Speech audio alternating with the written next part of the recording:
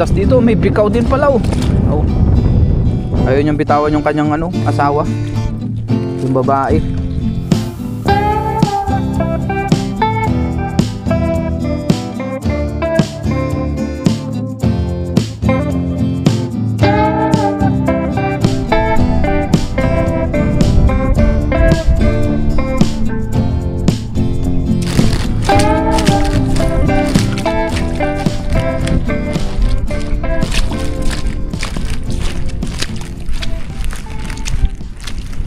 Magandang araw po sa ating lahat. Sa video ito tayo ngayon po ay maglalatag na ang ating pamante.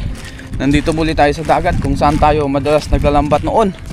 Matagal-tagal din po tayo hindi nakapaglambat dito sa mismong dagat. Yan, sobrang lawak dito. Dito tayo natin nakakahuli ng maraming pampano.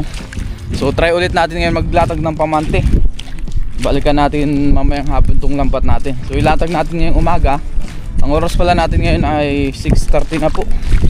Tapos mag high tide po yun mga alas 12. Balikan natin ng hapon kasi may pasok pa tayo mamaya 8 to 5. So baka medyo madilim na rin tayo makabalik dito. So let's go, samahan niyo po muli ako ngayon sa ating fishing adventure ngayong araw po na ito. Maglatag muna tayo lambat. Lakad muna tayo ng ilang metro. Malayo-layo rin pala yung ating lalakarin.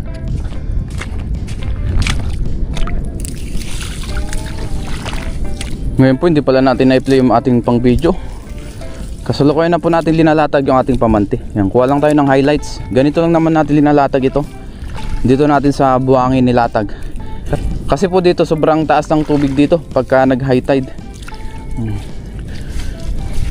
Lalong lalo na ngayon tinignan natin sa weather forecast. Yung high tide ay sobrang taas kaya naglatag tayo ngayon. Pag pupunta pa tayo dun sa pinakababa, pagka gusto natin ng may tubig talaga. Pero sobrang layo pa, baka abutin tayo ng 1 kilometro mahigit oh. Sobrang haba po ng hibas dito. Hindi gaya dyan sa atin o sa ibang lugar dito na dagat, malalim agad. Dito hindi po. So linalatagan natin, kaya matagal mag high tide dito. Matagal umakyat ang tubig.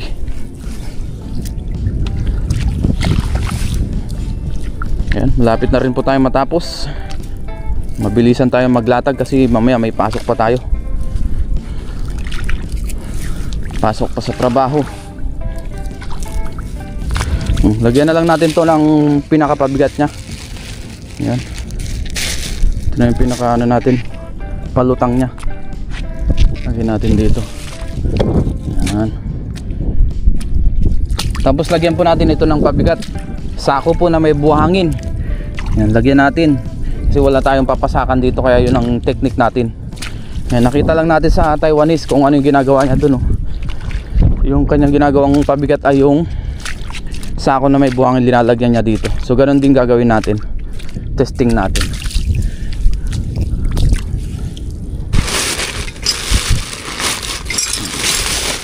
Yun, ito po ang dala natin. Ayan. Nagunting din tayo dito, tsaka panali.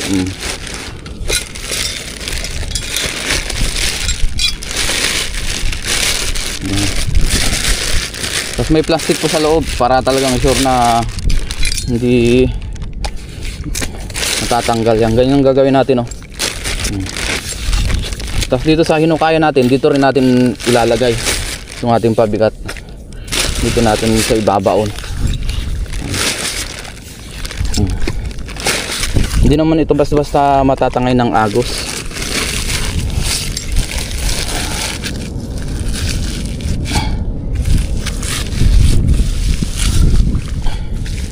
Yun, ayos na po. Yun lang po ang gagawin natin. Ganyan lang po para hindi siya tangayin. Di ba? Ayos. Yan lang tik-tik na gagawin natin sa lahat po yan. Let's go. Para may latag na natin lahat. O may ayos natin lahat.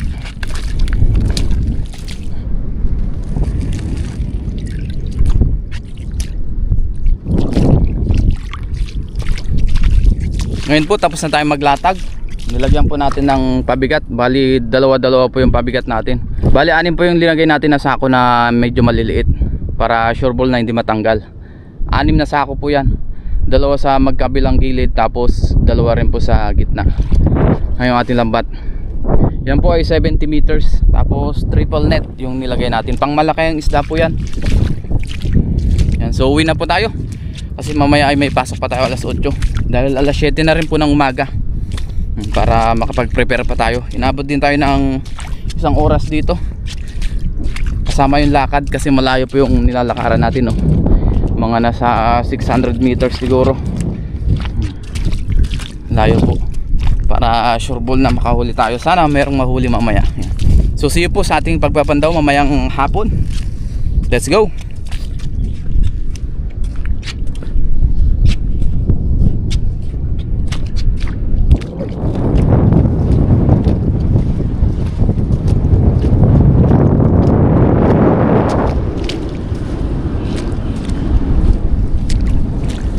Ngayon po ay hapon na, kakalabas lang din po natin sa ating trabaho. Nag-out po tayo sa trabaho ay alas 5 po ng hapon. Ngayon po ay siguro mga 5:20 na, pero madilim-dilim na po ngayon. Inabutan na tayo ng dilim, dahil nga po mabilis ngayon dumilim. Kaya ganyan, yan. Hindi gaya pagka bandang mga summer hanggang August, maganda-ganda pa, maliwanag pa ang alas 5 pasado. Ngayon po ay madilim na. Yan. So naglatag tayo dito kaninang umaga, tapos ang high tide po kanina ay alas 12 po ng tanghali. Ang pinaka low tide po ngayon ay alas 5 po ng hapon. Yan. Kaya maaga naman tayo naglatag kanina, dahil nga po may pasok tayo. Sana marami po tayong nahuli na mga isda, para meron tayong pang ulam-ulam na naman. Muli, samahan nyo po ako ngayon sa ating pagpapandaw. At meron na rin pala tayong baon na flashlight, oh, nakaready na sa ating ulo, para kung sakaling abutan tayo ng dilim, edi meron tayong pang ilaw, hindi tayo mawawala. Dito naman po ay safe.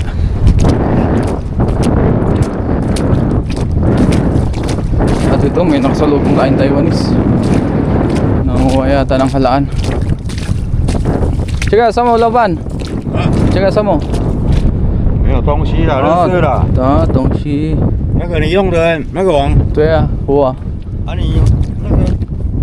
Kaya wala daw isda ngayon, sabi ni Tatang. Mayo-i daw, mayo-i. Sa kanya rin yata itong lambat na ito. Ayun o, pamanti. May pamanti rin dito. Ayun o, pamanti. Walang huli. Nakakabalik na tayo dito dahil yun nga po, nawalan tayo ng overtime. Ang pasok lang natin ngayon ay 8 to 5, 8 AM to 5 PM. Kaya ganito, nakakapaglatag-latag tayo dito sa malalayo. Ito po ay malayo sa atin kumpara dun sa pinagdadalaan natin ng mga bangus sa may Spartite. Halos doble po ang layo, o talagang doble ang layo. Ganun po kalayo dito. Ito na yung ating lambat. Mag-ilaw na po tayo dahil madilim na po. Tapos sa dibdib ko na lang po ilagay yung ating pang video para makita natin ang close. Sindihan na natin ang ating ilaw. Ayan, para maliwanag. Umpisa na natin. May huli kaya ito? Naku po, nagkapalupalupot man, oh.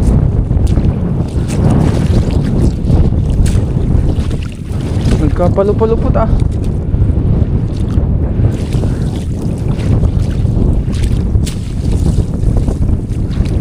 Wala mang isda, nagkapalupalupot guys, oh. Naku po, nangyari dito? Nagkapalupalupot yung lambat natin.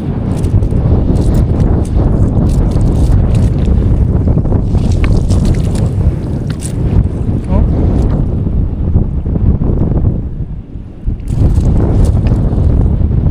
Ba't ito nagkapalupalupot? Oh. Ayan, oh. Sa sobrang lakas siguro ng agos, ganyan ang nangyari. Oh.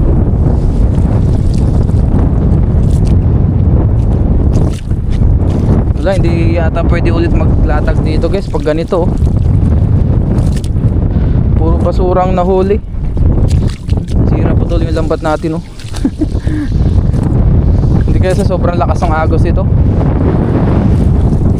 Ayun, oh. Anong nangyari sa ating lambat? Ayun, oh.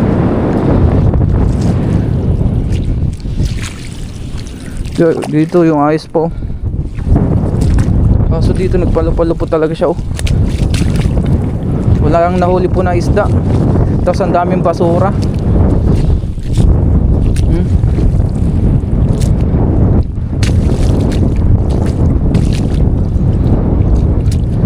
Grabe siya. Anong nangyari sa lambat natin?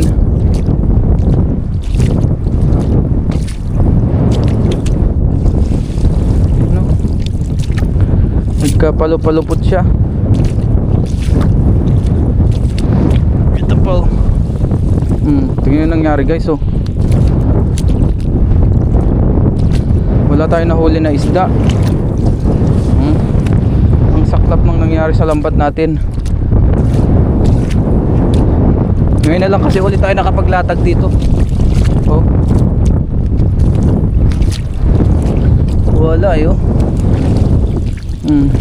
Ay, ito may isang alimango. Ito may nagkamaling alimango. Ayan, oh. Isang alimango.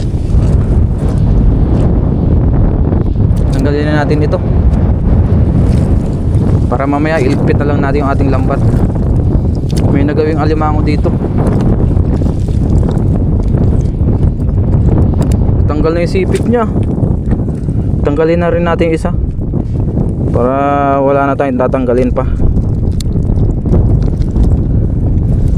Saan pupunta tong alimango na ito?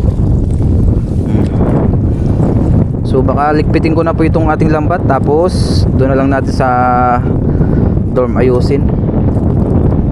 Talagang ganyan ang buhay. Tanggalin natin sipit. Hindi natin in-expect na ganito kalakas ang agos dito ngayon. Dati naman hindi ganyan, guys. Hindi ganito kalakas. Hindi lang natin alam bakit nangyari yan. Bigla na lang siyang naging ganyan. Hindi natin in-expect.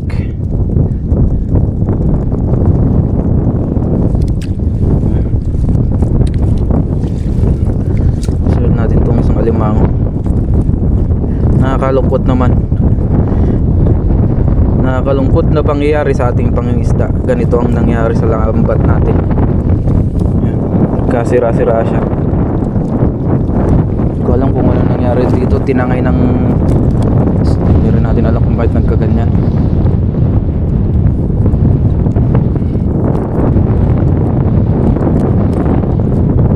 Yun. Ano yung ating alimango? Malaki-laki rin po ito. Ayan. Tamang-tama yung size niya. Ayan pa, oh. Kasira-sira ang ating lambat. Daming layak, oh. Ito may mga huli pala dito, guys, oh. Oh, may mga huli dito. Kala natin wala na. Anong tawag dito?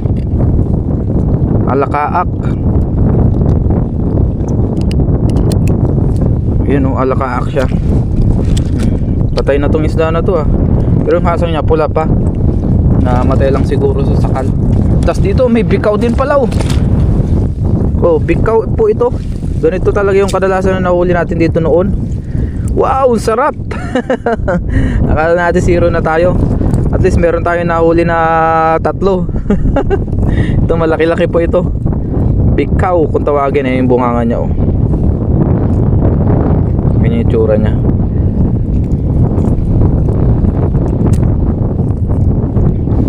Sira na tong lambat natin.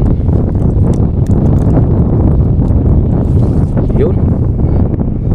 Malaki-laki po ito. Tignan natin kung fresh pa. Fresh pa, pulang-pula pa yung hasang, oh. Namatay lang siguro dahil sa sakal. Ang laki, oh. Dapat mataba, oh. Bikaw kung tawagin. Yung isa alakaak. Pero pa pala dito. Kala natin wala na. Ngayon paano natin lilinisin to, oh. Dami sapit. Mahirapan tayo maglinis nito. Yan. Yan, daming layak.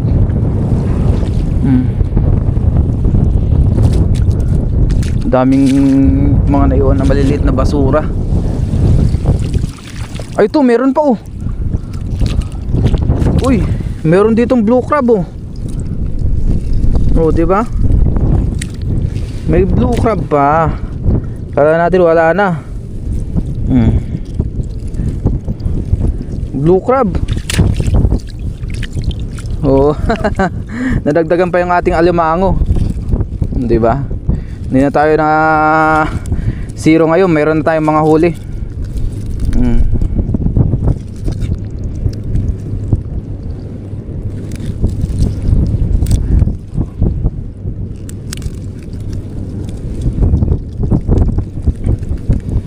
Ayaw niyang bitawan yung kanyang asawa, yung babae. Dalawa sila yung mag-asawa.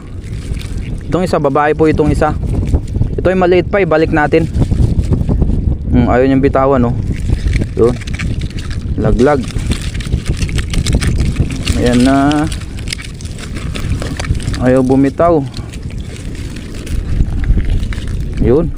Bumitaw rin ang blue crab. Ayan oh. Dahil ito ay babae, balik natin. Tsaka maliit-liit pa ito. Hindi pa pwede ito.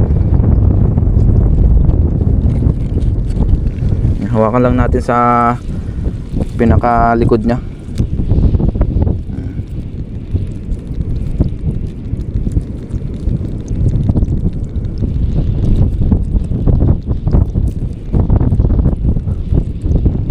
Akala natin wala na. Akala ko masisiro na tayo ngayon eh.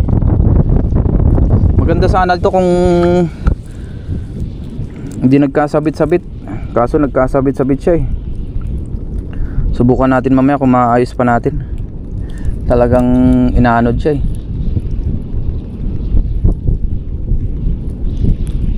Dapat pala hindi natin dito malapit sa tubig nilatag. Dapat pala dun sa bandang taas. Baka nung low tide na sobrang lakas dito ng agos. Kumbaga para siyang ilog yung kanyang current.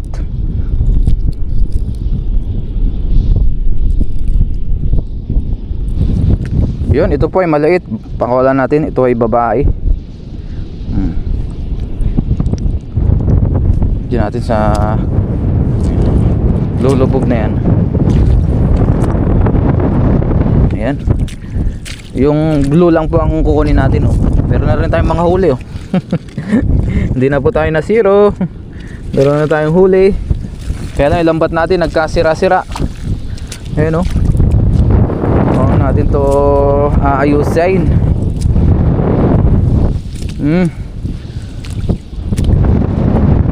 Ganda sira-sira.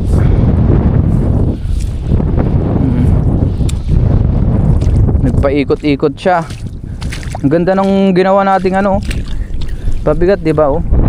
Hindi siya basta-basta natangay. Dito lang talaga sa dulo nag-ikot-ikot siya. Hindi natin alam kung bakit nag-ikot-ikot. So ngayon po ayusin ko lang itong lambat natin kasi talagang nagkasira-sira siya. Ngayon po kasalukuyan natin inaayos tong ating lambat. Tanggalin po natin lahat ng basura. Tapos try ulit natin iwan dito ng isa pang gabi, magdamag. Kasi mamaya pong siguro mga alas 12 po ng madaling araw yung high tide. So iwanan pa natin ng isang beses. Tiyagain na lang natin na tanggalin yung mga basura kasi talagang nagpalupalupot siya. Yan. Uwi na lang natin yung ibang basura. Ayun oh. Pero kaya naman to. Kailangan lang talaga ng tiyaga. Tapos oras din. Kahit abutin tayo dito ng isang oras mahigit, basta maayos lang to, okay lang sa atin. Kasi wala ganyan talaga eh. Kailangan natin tiyagain. Paikot-ikot lang naman yung ating lambat. Tapos may mga ganyan oh, mga layak. Ayan. May mga konting basura na maliliit na kailangan natin tanggalin. Tapos mga sabit-sabit. Ayan, mga basura, hindi natin maiwasan talaga ito. Lalong-lalo na nandito tayo sa dagat. Tapos may mga tala-talaba, ganyan. Mga nagkasabit-sabit. Ito, lalong-lalong yung mga ganito, oh. Maliliit siya, nagkasabit-sabit. Ayun, oh, mga layak. Hindi pala talaga pwede dito ang ganitong lambat. Pero try pa natin isang beses, tiyagain na lang natin hanggang bukas. So sa susunod na lang na vlog yung ating pagpapanda ulit dito. Ayun, dami pa, oh. Dami pa nating aayusin. Yan, tiyaga lang, tiyaga. Ay, ganyan talaga ang buhay. Ganyan, oh. Mga nasabit. Ngayon po, nailatag na ulit natin. Natanggal na natin yung mga basura. Ayos na po natin yan. Ayos, sa wakas, naiayos na po ulit natin. Inabot rin tayo dito ng kulang-kulang din isang oras po sa pagtatanggal at sa pag-aayos ng ating lambat. Tinanggal natin yung mga layak, yung mga ibang basura para lumapat ulit siya. Ayan, ayos na po yan. Subukas na lang po ulit natin i-vlog yan. Uwi na rin po tayo kasi sobrang dilim na dito. Para makapagluto na rin tayo ng ating pangulam. Kunin natin itong ating mga nahuli. Biyaya po, meron pa rin tayo nahuli. Thank you Lord. Ngayon po ay nasa dorm na tayo. Tapos kasalukuyan na po tayong magluluto. Ayan. Nakapag-iwan na rin tayo ng ating mga ingredients. Yung ating sibuyas, luya at saka kamatis. Nakapagsalang na rin tayo ng ating kaserola dito. Pakuluan muna natin yung ating mga ingredients. Yung sibuyas, ganyan, kamatis, luya, yan, pampasarap. Lutuin po natin yung ating pikaw tsaka yung alakaak. Sabawan po natin. Tapos yung iba ay isama na lang po natin pang stock para may maulam po tayo sa mga susunod. Meron din pala tayong malunggay dito. Dumaan tayo kanina, namitas tayo. Ngayon po, kuluan na. Maglagay na rin tayo ng paminta.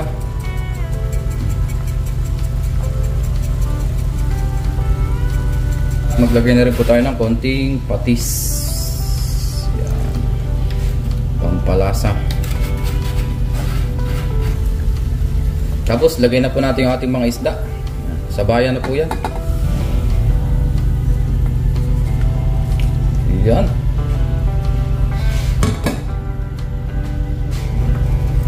Puno ang ating kaserola. Itong kaserola po natin ay hindi siya ganun kalaki. Tamang size lang. Sakto lang yung ganyang isda o yung medyo malaki-laki.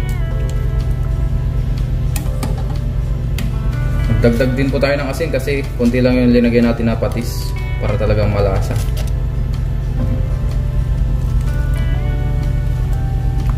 Asin. Pakulan lang po natin ito sa mahinang apoy. Tsaka natin ilagay yung ating malunggay. Yan lang po ang ating ingredients ngayon. Simpleng sinabawan lang po.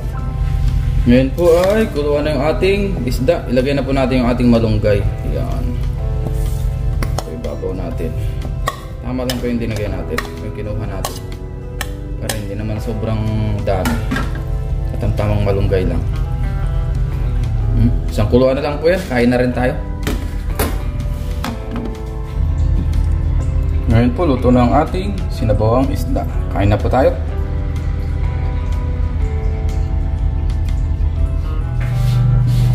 At ngayon po, nakaluto na tayo ng ating sinabawan. Bago tayo mag-umpisang kumain, mag-pray muna tayo. Lord, maraming salamat po Panginoon sa akin na huli ng isda. Maraming salamat po sa pagkain ng sangirapan. Basta-basta niyo po ito na may magbigay sa akin physical ng pangatawan ng kalakasan. At gawin po sa aming pamilya, sa aming viewers. Ingatan niyo rin po sila sa araw-araw at sa mga bagyo na dumarating sa Pilipinas. Naman po ay maging safe po ang lahat. In Jesus' name, amen. Tara po, kain tayo. Ito na po yung ating sinabawan. Ating alakaak. Tapos bikaw. Hindi po yung, nandito pa yung isang ulo. Unang higop para po sa inyo. Wow, the best. Kung tawagin po ito ay tinolang isda. May malunggay po siya na kamatis. Simple lang pero napakalasa. Lalong-lalo na sa sariwa. The best. Kain po tayo, magkamay tayo ngayon. Nakaak at bitaw.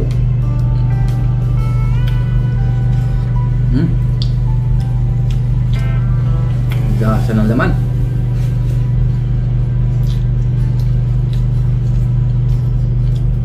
Sabaw.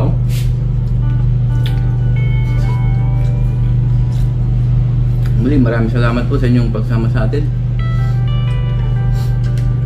Kaninang umaga po ay maaga tayo naglatag. Actually guys, ang pinaka-low tide talaga ay alas 5. Kaya hibas na po tayo nakabalik. Tapos padilim na rin. Gawa nga ng out natin sa trabaho ay alas 5 ng hapon.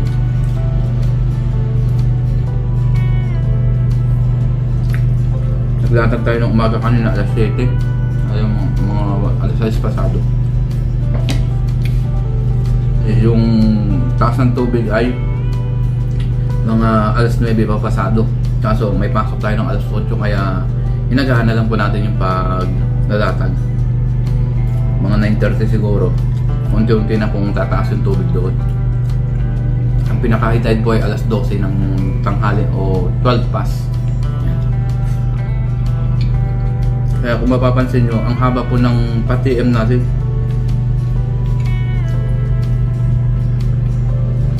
Inabot po siya ng 10 hours yata. Pero actually mga ano lang yun. Kung kasama yung pag high tide, mga 6 hours lang. Ginagawan talaga natin ng paraan kasi may pasok tayo. Ito yung mga ginagawa natin ibang pang-use na minsan bago pumasok sa trabaho. Kaya pag out sa trabaho.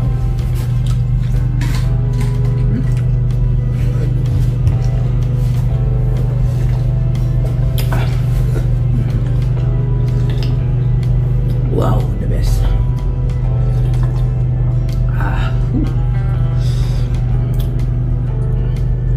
Iba talagang sariwa. Tikman naman natin yung ulo. Sarap po. Ulo ng bikaw.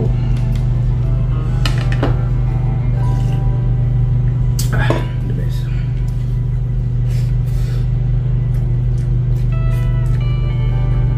Wow.